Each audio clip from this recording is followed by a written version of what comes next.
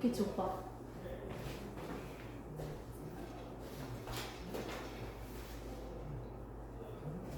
학생한테는 공부 안 하는 게 제일 좋은 거 아니야? 그 재밌는 공부를 안 하는 게 너무 많아질 것 같은데요? 약간 세뇌시키는 것 같아요. 공부는 재밌다 이거. 선생님 진짜 중3 때 수학 문제 풀면서 스트레스를 좀 없앴어요. 음악 들으면서 수학 문제 풀면 너무 기분 좋았어요. 그 맛을 알면 좋을 텐데 너무 재밌었어요. 그래서 정말 수학 선생님이 중3 때 칠판 여기서 여기까지 빽빽하게 문제만 계속 풀어줬거든. 애들 다 싫어하고 노잼인데 나 혼자 너무 좋았어. 근데 수업만 하는 거 너무 좋았어. 수업. 진짜 0교시부터 8교시까지 수학만 하고 싶었어.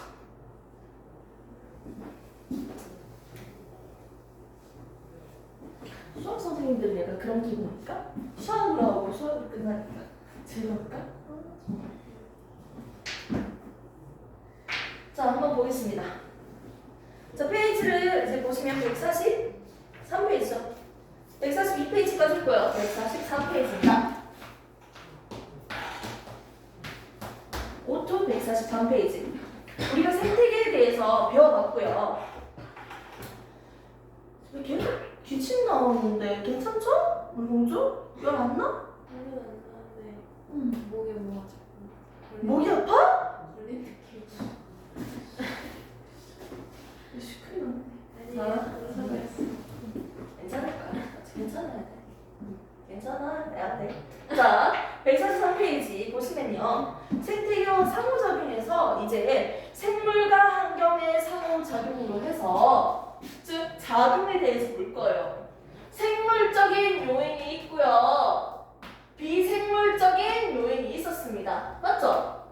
이렇게 환경이 생물에게 영향을 주는 걸 우리는 뭐라고 했다? 작용이라고 했어요.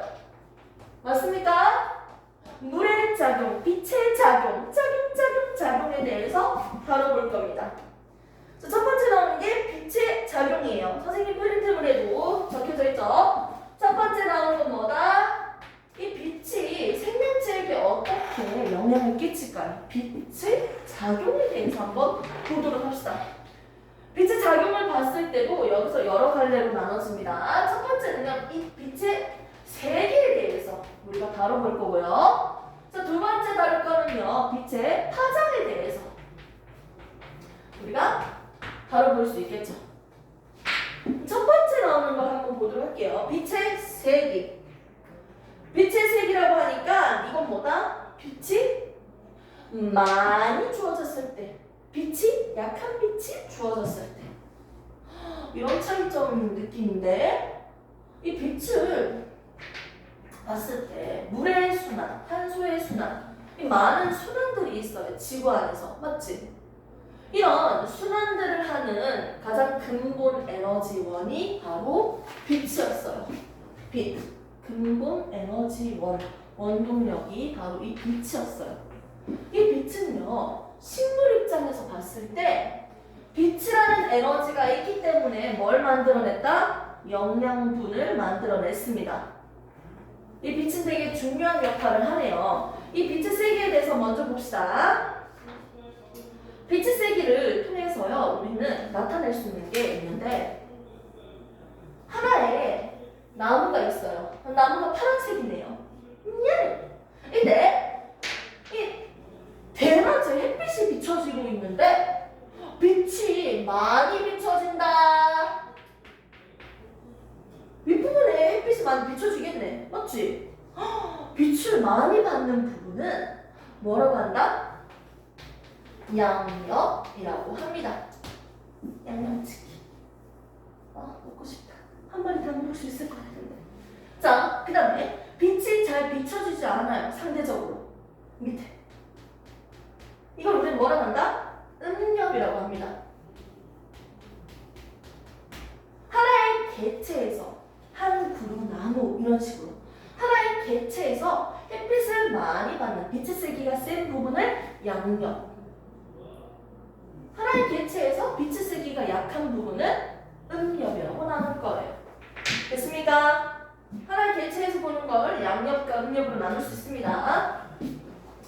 우리가 알고 있는 이파리를 한번 볼까요? 동물과 식물의 차이점은요, 강합성을 할 수 있다 없다, 염록체가 있다 없다의 차이점이 있었어. 잎을 하나 뜯어보면요, 이 중간에 뭔가 딱딱하고 볼록한 게 하나 있죠. 인맥입니다. 물관과 체관으로 이루어진 간다발 조직이에요. 그리고 그 중간중간에 이렇게 그릴 수 있겠네요. 맞죠, 오빠? 됐습니까? 이렇게 생겼겠네요. 좋습니다. 자, 이 상태에서 이 옆으로 단면으로 딱 잘라서 본다면 어떻게 그릴 수가 있을까요?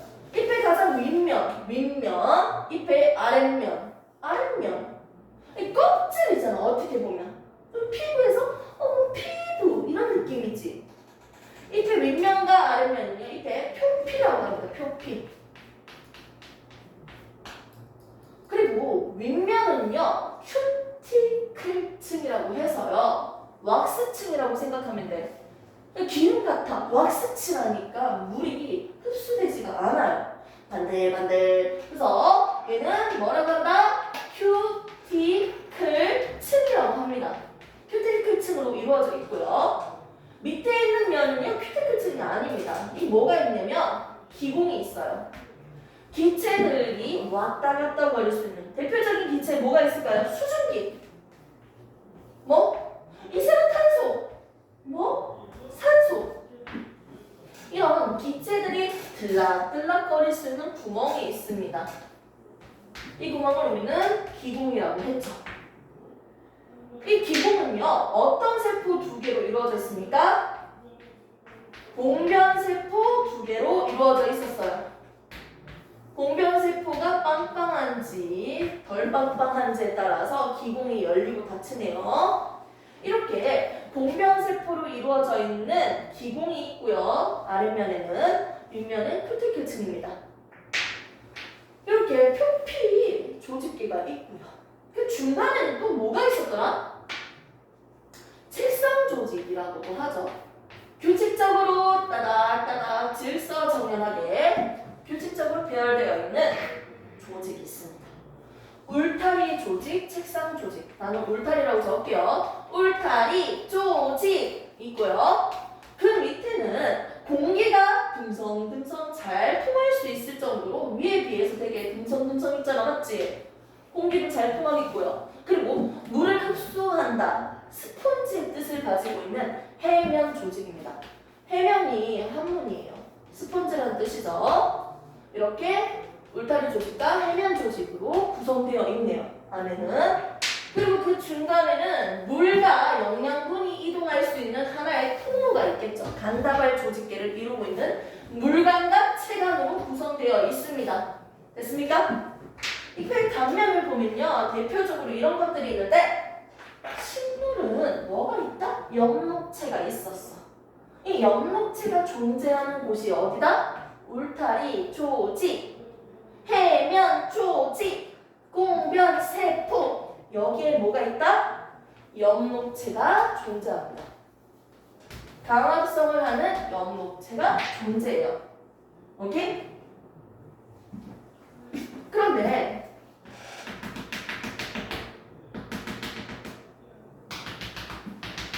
오케이? 엽록체가 이렇게 있어요. 그러면 햇빛을 많이 받는 이파리는요, 어떻게 될까요? 강합성이 활발하기 때문에 여기에 있는 책상 조직이 두껍게 발달해요. 지금보다 더 두껍겠지 뭐. 이 정도 두께. 됐습니까? 양력과 음력을 비교해보면요, 이런 차이점이 있겠네요. 됐습니까? 이렇게 해서 빛의 세기에 의해서 울타리 조직이 두껍게 발달하는 부분을 볼 수 있었습니다. 자, 그 다음에는요, 조금 다른 용어가 하나 나옵니다. 다른 용어. 그 용어가 뭘까요? 좀 비슷한데 다르죠? 양지식물. 또 뭐가 있어요? 음지식물이라는 용어도 나와요. 말 그대로 서로 다른 개체입니다. 다른 식물이야. 인마는 햇빛이 많이 비춰지는 장소에 서식하고 있고요. 인마는 좀 햇빛이 약한 곳에 서식하고 있습니다. 대표적인 예가 머위라고 했죠. 그 뜯어가지고 살짝 쪄가지고 초장에 넣어서 싸먹으면 맛있는데. 머위. 자, 그래서 양지식물은 햇빛이 세다. 빛의 세기가 세다. 빛이 많기 때문에 상대적으로 잎이 두꺼워요. 음지식물은요, 상대적으로 햇빛을 많이 받기 위해서 잎의 면적이 넓어지고 얇아요. 이런 차이가 나타나겠네요. 빛을 받아야지 이들은 성장할 수 있거든요. 빛이라는 에너지원을 가지고 영양분을 만들면서 성장하거든요. 빛이 있어야지. 맞죠? 그럼 식물들 입장에서 빛이 없다면 얘들은 성장할 수가 없어서 뒤지겠네요. 이렇게 서로 다른 개체가 있습니다. 양지식물과 음지식물이 있습니다. 됐습니까? 또 용어 정리하세요. 양지랑 음지는 서로 다른 식물을 얘기하는 거고요. 양력과 음력은 한 개체에서 양력, 음력으로 구분하는 것이다. 됐습니까? 이렇게 정리하시고 한번 보도록 합시다. 자, 프린트물 정리해 있는 걸로 보시면 되고요. 빛의 세기 보면 첫 번째 양력, 음력이 있습니다. 그 다음에 양지식물, 음지식물이 있고 그 표로 내가 적어놨죠. 양지식물의 대표적인 게 소나무, 해바라기. 음지식물의 대표적인 게 고사리, 머위라고 적었습니다. 근데 밑에 있는 그래프가요, 되게 기분 나빠요. 내가 이것까지 알아야 되냐? 네, 알아야 됩니다. 나는 가르칠 거예요. 자, 밑에 있는 그래프를 두 개 보시면요, 빛의 세기에 따른 식물의 강합성량을 비교하는 그래프가 있습니다. 그리고 오른쪽 그림을 보면요, 책에도 나와 있는 그림이죠. 햇빛을 많이 받을수록 빛의 세기가 셀수록 울타리 조직이 두꺼운 그림으로 그려져 있어요. 오케이? 자, 왼쪽에 있는 그래프를 한번 보시면요, 새로운 용어가 하나가 나오고 있거든요. 그 용어 같이 보면서 이제 해볼까요? 먼저 여기 세로축에 적혀져 있는 게 뭐야? 그래프 분석은 내가 설명 안 해도 어느 정도 해석 가능해야지. 순 CO2 흡수량이에요. 순 CO2 흡수량이야. 흡수하는 게 있고요, 방출하는 게 있는데요. 흡수량이야. 됐습니까? 흡수량이 0이라는 건 뭐야? 실제로 흡수를 안 한다? 이 뜻이 아니지. 흡수하는 게 있고 방출하는 양이 거의 비슷하기 때문에 흡수가 없는 것처럼 보이는 거예요. 흡수량이 0. 오케이? 자, 그리고 오른쪽에 가로축은 뭘 나타내요? 빛의 세기입니다. 빛의 세기에 따라서 CO2의 순 흡수량이 어떻게 되는지 그래프를 그렸습니다.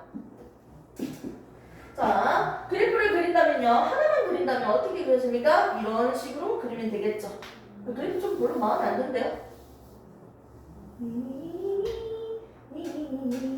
이렇게 그리면 되겠나요? 자, 그 다음에 출발점 좀 다르게 그렸는데 잘 그릴 수 있을까요? 한번 해보겠습니다. 자, 그림 조금 이상하긴 하지만 두 개로 그렸습니다. 위에 있는 거 딱 봐도 흡수량이 많죠? 흡수량이 많다는 건요, 뭐가 많다는 거예요? 같은 시간에 강합성 할 수 있는 양이 많다는 거야. 그건 무슨 말이야? 염록체수가 더 많겠지. 염록체수가 더 많고 강합성량이 많다는 건 무슨 뜻이야? 음지야, 양지야? 음력이야, 양력이야? 양이라는 거야. 자, 얘는 뭐예요? 같은 시간에 강합성 할 수 있는 양이 상대적으로 적어요. 그러니까 당연히 이산화탄소 흡수하는 양도 적지. 필요한 양이. 염록체 기수도 상대적으로 적고요. 이게 뭐다? 음이겠죠. 요 정도 찾을 수 있겠죠. 그 상태에서 조금 신기한 점들이 있어요. 먼저 흡수량이 0이 되는 구간은 이 점을요, 우리는 뭐라고 합니까? 여기 적혀져 있는 거 도상점이라고 합니다. 그리고 여기서 끝난 게 아니에요. 여기 일정해지는 구간이 있죠. 얘도 일정해지는 구간이 있죠. 증가하다가. 맞지? 이 점을 우리는 강포화점이라고 합니다. 자, 이게 무슨 말인지 하나씩 한번 봅시다. 먼저 보상점이라는 뜻이 뭐냐면 잘 봐요. 흡수량이 0이라는 건 순 흡수량이 0이라는 건 이산화탄소를 흡수하지 않는다는 뜻일까? 0이니까? 흡수는 뭐야? 그게 아니라는 거야. 얘가 일반적으로 두 가지를 하잖아요. 식물은요. 첫 번째 뭐 합니까? 강합성을 해요. 식물은. 두 번째는 뭐예요? 생명체는 뭐 해야 돼? 좀 이상한가? 자, 뭐 합니까? 호흡을 해요. 오케이?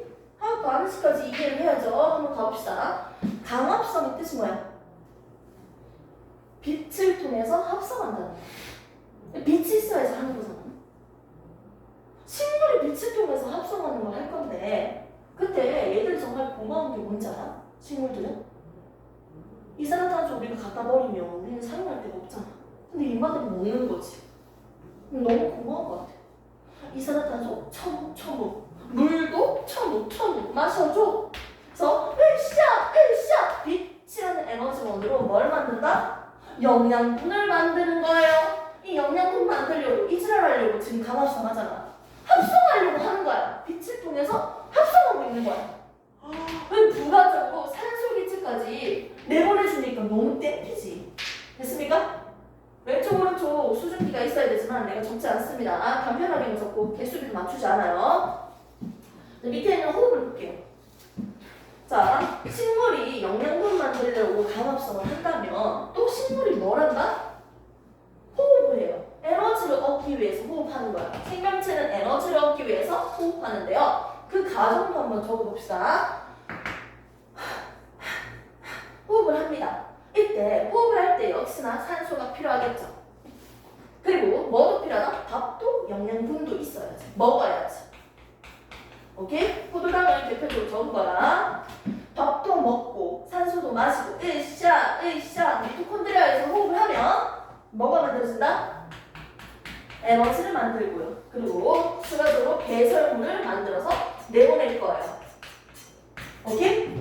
CHO로 구성되어 있는 유기물을 먹었으니까 CHO로부터 분해돼서 물질들이 만들어지겠네요. 여기 질소가 없는데 갑자기 질소가 나오면 안 돼. 됐습니까? 기본적으로 많은 물질들이요 공통적으로 CHO를 가진 영양소를 먹게 되면 우리는 CHO로 만들어진 배설물을 문 밖으로 내보낼 거예요. 생명체들은. 강합성은 영양분을 만들려고요. 호흡은 에너지를 얻으려고 하는 거예요.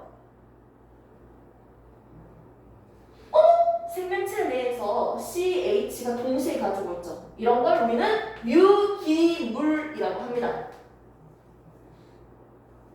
C랑 H가 동시에 없죠. 이런 것들은 우리는 무기물이라고 합니다.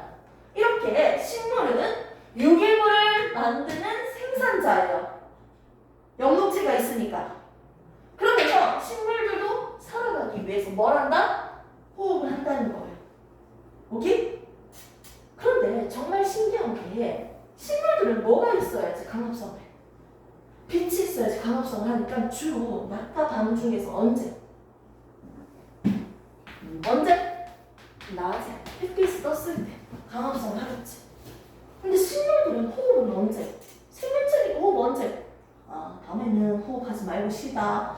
낮에만 호흡하자 이거 아니잖아요. 언제? 항상. 너무 쉬워도 이걸 너무 중요해요. 머리에 넣는 게. 항상 호흡을 합니다. 오케이? 그럼 이제 생각을 해봐. 낮에는 말이야. 호흡도 하고 강합성도 하는데 어떤 반응이 많이 일어난다? 강합성이 활발하게 일어나요. 강합성을 할 때는 뭐가 필요하죠? 뭘 먹죠? 이산화탄소를 먹어요. 흡수하는데요. 호흡할 때는 이산화탄소를 내보내요. 됐습니까? 근데 낮에는 강합성이 더 많이 일어나. 활발하게 일어나니까 내가 내보내는 이산화탄소 양보다 내가 흡수하는 게 훨씬 많은 거야. 맞지? 내가 흡수하는 거 더 많잖아요. 맞지? 낮에는 흡수하는 양이 많은 거예요. 음수가 아니고 양수예요. 이게 낮이야. 이게 낮이야. 밤에는 어떻게 될까요? 오, 집중돼요. 자, 밤에는 이거 해요, 안 해요? 강합성. 아, 형하고 있어. 나 그거 말고. 불 다 꺼져 있어. 이거 해요, 안 해요? 안 하죠? 그럼 흡수할 게 있을까, 없을까? 흡수할까, 안 할까요? 식물. 안 하죠? 이산화탄소 흡수하지 않고 계속 배출만 할 거야. 바깥으로 내보내기만 한다고. 배설만 할 거라고요. 내보내니까 흡수량이 아니고 내보내니까 오히려 마이너스지. 그래서 마이너스잖아. 마이너스. 이게 밤이라는 거예요. 그럼 이 중간이 뭐냐 이거 보상점. 이게 뭐냐 이거. 이 내보내는 것도 들어오는 양도 똑같다는 거지. 봐봐. 위에 있는 거는 이산화탄소 흡수량이 많은 거라 했잖아. 낮에. 많이 흡수한다 했잖아. 상대적으로. 밑에는 뭐야? 내보내는 게 많다 했잖아. 호흡해서. 맞지? 그럼 이 중간에 있는 뭐야? 0이잖아. 나가는 양이나 들어오는 양이랑 똑같으니까 흡수하는 게 없다는 거잖아. 그래서 이 파리가 있으면 뭐가 있어요? 기공이 있어요. 이산화탄소만 볼게요. 나가고 들어가는데 언제? 초저녁이나 새벽에는요. 빛의 세기가 어중간해. 완전 밝은 것도 아니고 어두운 것도 아니야. 그때는요.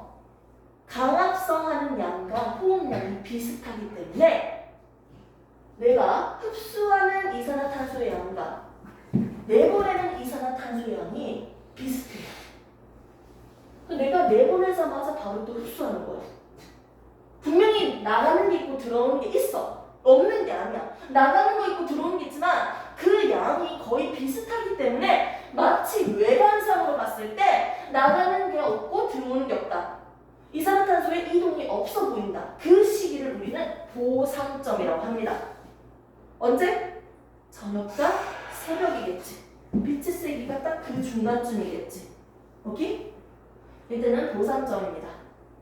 자, 그 다음에 그럼 여기에 있는 거 일정량으로 점점 증가한다. 이산화탄소를 더 많이 흡수한다는 거지. 왜? 강합성이 활발해지니까요. 빛의 세기가 세질수록 점점 세질수록 어떻게? 강합성이 같은 시간에 강합성을 많이 하니까 강합성하는 양이 많아진다. 이산화탄소를 더 많이 흡수한다. 근데 어느 구간이 지나가면 수평해져요.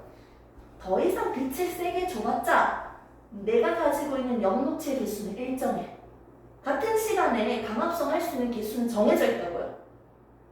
그렇기 때문에 더 이상 더 많아지진 않아요. 일정해져요. 이해됩니까? 그런데 양지식물과 음지식물 중에서 누가 더 강합성량이 많다? 양지식물이지. 왜? 색상도식도 두껍게 발달되어 있다는 거니까. 즉, 염록체 개수도 더 많겠지. 그래서 강합성량이 더 많은 거야. 같은 시간에 강합성하는 개수가 더 많다는 거지. 더 높은 지점에서 일정해지겠네요. 더 이상 빛의 세기가 세지더라도 강합성량은 일정하다. 이 지점을 우리는 뭐라고 한다? 강포화점이다. 포화 상태. 다시 썼다는 거지. 강포화점이라고 합니다. 용어 두 개를 배웠습니다. 첫 번째는 보상점, 두 번째는 강포화점이에요. 오케이 됐습니까? 강합성량과 호흡량이 비슷하기 때문에 흡수되고 방출하는 양이 비슷해 보여서 외관상에서 마치 이산화탄소가 출입이 없는 것처럼 보이는 그 시점을 그때를 우리는 보상점이라고 한다. 오케이? 이렇게 해서 우리는 지금 새로운 용어까지 같이 배우면서 빛의 세기가 어떻게 주어지고 있는지 식물한테 그리고 빛의 세기가 센 곳에 자라고 있는 식물과 빛의 세기가 약할 때 생장하고 있는 식물을 비교해서 빛의 세기에 따른 흡수량을 비교해봤습니다. 그래서 그래프까지 이해하시고 해석을 하실 수 있어야 돼요. 됐습니까? 요거만 해도 조금 공부하는 느낌이죠? 오케이? 잘하고 있습니다.